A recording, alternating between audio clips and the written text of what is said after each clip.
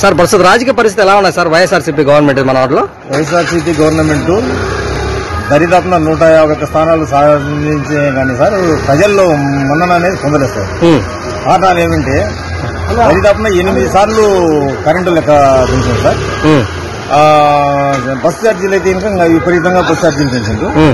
Petrol అయితే అసలు చెప్పాల్సిన పనిలే. అన్ని స్టేట్లకు సంబంధించి అంతో ఇంతో కనీసం 10 రూపాయలు పెంచినప్పుడు ఏదైనా ఒక రూపాయన్నా తగ్గిస్తా చేస్తా ఉంటారు. కానీ ఈ గవర్నమెంట్ లో మాత్రం ఒక పావల 10 పైసలు కూడా తగ్గించేది అంటూ ఏం లేదు. అంటే ఆ గవర్నమెంట్ డిఫెన్స్ చేసుకుంటుంది కదా, మేము పెట్టిన సంక్షేమ పథకాలు ఇంకా ఏ గవర్నమెంట్ పెట్టాలి? అన్ని సంక్షేమ పథకాలు పెట్టి 100కి 10 ఇవ్వకపోతుంది. 90% దెబ్బతినా 10 మందికి ఇచ్చేసి మిగతా వాళ్ళు కూడా ఇబ్బంది పడిపోతుంది. నువ్వు ఈ రోజు 30 రూపాయలు 60 రూపాయలు అమ్ముతానే మందుని తీసుకుపోయి ఈ పొద్దు 250 రూపాయలు నువ్వు చేస్తాయి. 260 రూపాయలు నువ్వు చేసినప్పుడు ఈ తాగిరి సాయంత్రం అయితేనే పనికి పాట చేసుకుంటే కష్టపడి పని ఏమో చేసుకుంటాండి. పని కల్పించట్లే. వాని పని కల్పించడంలో రెండోది వాళ్లకు ఇసుక ఈ లేబర్ కు సంబంధించిన ఈ బేల్దారి పని పని చేసుకునే వాళ్ళకు ఏం పని లేకుండా చేస్తుంది. దరిదాపున 1000 రూపాయలు అట్లా దొరుకుతాయి ఇసుక. ఈ పొద్దు 6000 7000 రూపాయలు ఇసుక దొరుకుతుండే పరిస్థితులు చాలా దారుణంగా ఉన్నాయి సార్. ఇప్పుడు 2024 ఎలక్షన్ వచ్చింది సార్.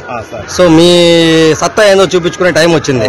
ఇప్పుడు ఈ ఎలక్షన్ లో మీరు ఏ విధంగా చేయాలనుకుంటున్నారు? ఈ అవకాశం వచ్చింది కాబట్టి ఈ అవకాశంలో అతన్ని ఎంతవరకు 151 అన్నట్టు కదా, కనీసం ఈసారి ఆ 15 సీట్లలోనే పరిమితం చేయాలనేది ప్రజల ఉద్దేశం సార్. అంటే కూటమిని గెలిపించుకోవాలని చూస్తున్నారు. సో కూటమి అభ్యర్థి ఎవరు సార్ ఇక్కడ? రోషన్న సార్. రోషన్న సార్, రోషన్న గారి గురించి మీరు ఏమన్నా చెప్పగలరా? రోషన్న గారు ఆయన గౌరవనీయులు ఏదో డీగా ఉద్యోగం చేసుకుంటా ఈ పొద్దు రాజీనామా చేసి వచ్చేసిండు. 10 మందికి సాయం చేసే మనస్తత్వం ఉంది. ఈ గవర్నమెంట్ అనేది వచ్చేసి ఇంకా అందరినీ కలుపుకొని పోయి అన్ని పనులు చేసేదానికి అవకాశం ఉంది. సో రోషన్న గారు ఒకవేళ గెలిస్తే ఎంత ఓట్ల మెజార్టీతో గెలవచ్చు సార్? దరిదాపున 10 నుంచి 15 వేల వరకు గెలుచొచ్చు. Thank you sir.